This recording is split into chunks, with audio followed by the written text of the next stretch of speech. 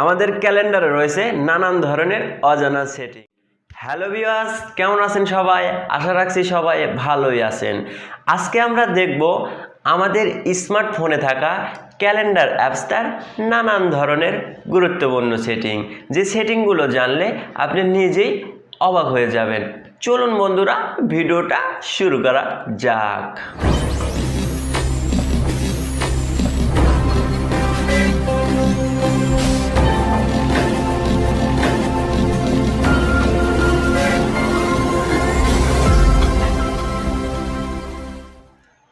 Welcome back. সেটিংটি করার জন্য আমাদেরকে চলে যেতে হবে আমাদের ফোনে থাকা ক্যালেন্ডার অ্যাপসটায়। আমি আমার ফোনে থাকা ক্যালেন্ডার অ্যাপসটা ওপেন করছি। তারপর আপনারা দেখতে পাচ্ছেন যে অনেকগুলো সেটিং করে রেখেছি। এখানে দেখতে পাচ্ছেন যে 21 তারিখে আপনারা কেমন আছেন, এই সেটিংটা আমি করেছি। তারপরে আপনারা দেখতে পাচ্ছেন যে এখানে আমি 27 তারিখে হ্যাপি বার্থডে, এটা আমি এখানে লিখে সেভ করি। এখানে দেখতে পাচ্ছেন যে সামনে কিন্তু আমাদের কুরবানির ঈদ, আর আমাদের কুরবানি ঈদের আর কতদিন বাকি রয়েছে এটা কিন্তু আমরা খুব সহজেই দেখতে পাবো, এবং প্রতিদিন আমাদেরকে দিনগুলো কাউন্ট করে বোঝানো হবে। এখানে দেখতে পাচ্ছেন যে আর মাত্র 21 দিন রয়েছে কুরবানি ঈদের। যদি 9 তারিখ ঈদ হয় তাহলে 21 দিন, যদি 10 তারিখে ঈদ হয় তাহলে 22 দিন। আপনারা এই সেটিংটি কিভাবে করবেন, এবং আরও দেখতে পাবেন যে ফাদার্স ডে, আগামীকাল হবে ফাদার্স ডে, আর এই ফাদার্স ডেটা আপনারা কীভাবে এখানে অ্যাড করবেন সেটাও কিন্তু একটা জানার বিষয়। এর জন্য আমাদেরকে চলে যেতে হবে আমাদের ফোনে থাকা ক্যালেন্ডার অ্যাপসটায়। আমি আমার ফোনে থাকা ক্যালেন্ডার অ্যাপসটায় ওপেন করলাম। মনে করেন আপনার জন্মদিন 30 তারিখে, এটা আপনি ক্যালেন্ডারে এমন একটা চিহ্ন দিয়ে রাখবেন যার মাধ্যমে খুব সহজে বুঝতে পারবেন যে আজকে আপনার বার্থডে বা আপনার প্রিয়জনের জন্মদিন। একটা চিহ্ন দেওয়ার জন্য এখানে আপনাকে ট্যাপ করতে হবে। তারপর কর্নার নিচে দেখতে পাচ্ছেন যে একটা লোগো আইকন রয়েছে, এখানে আপনি ট্যাপ করবেন। তারপর আপনার যদি কোনো স্পেশাল ডে হয়, তাহলে আপনার যদি কোনো বার্থডে হয় তাহলে আপনি এখানে বার্থডে এটা এখানে সিলেক্ট করবেন। আপনি যদি মনে করেন যে আগামী 30 তারিখে আমার একটা ফুটবল খেলা রয়েছে, আমি সেটা এখানে ইন্ডিকেট করে রাখবো, আমি এটা সেখানে চিহ্ন দিয়ে রাখবো। এর জন্য আপনাকে ফুটবল আইকনে এখানে ট্যাপ করতে হবে। দেখতে পাচ্ছেন যে এখানে ফুটবল আইকনটা চলে আসছে। এবার যদি আপনি একটু ব্যাগে যান তাহলে এখানে আপনি দেখতে পাবেন যে 30 তারিখে একটা ফুটবলের আইকন দেওয়া রয়েছে। আপনি যদি এখানে লিখতে চান যে 30 তারিখে আমার ফুটবল খেলা রয়েছে, এর জন্য আপনাকে এখানে একটু ধরে রাখতে হবে।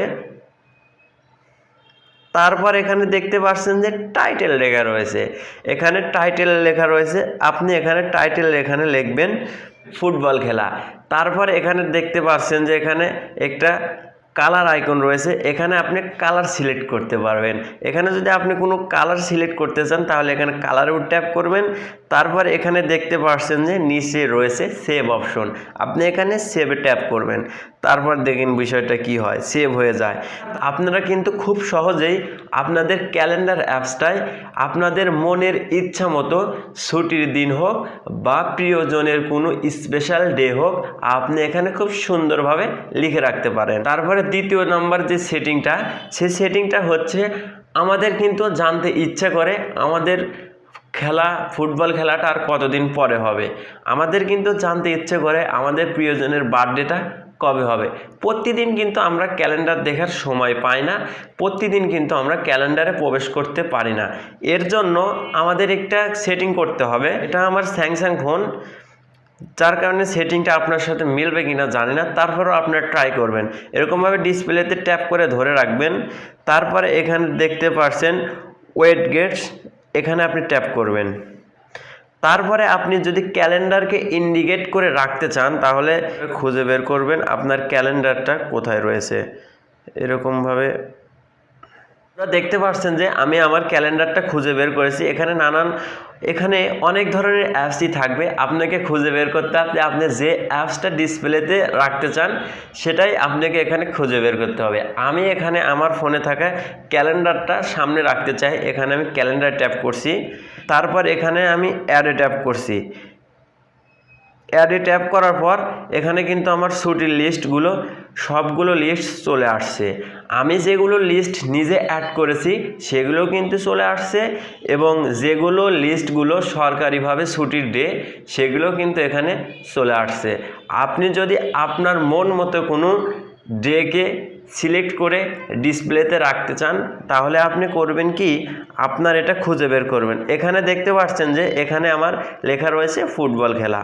এখানে আপনি ফুটবল খেলার উপর ট্যাপ করবেন। 12 ডে লেফট, মানে 12 দিন বামে রয়েছে, এরকমভাবে আর মাত্র 12 দিন রয়েছে। আপনার 30 তারিখে খেলাটা হবে, সেটার মাত্র আর 12 দিন বাকি রয়েছে।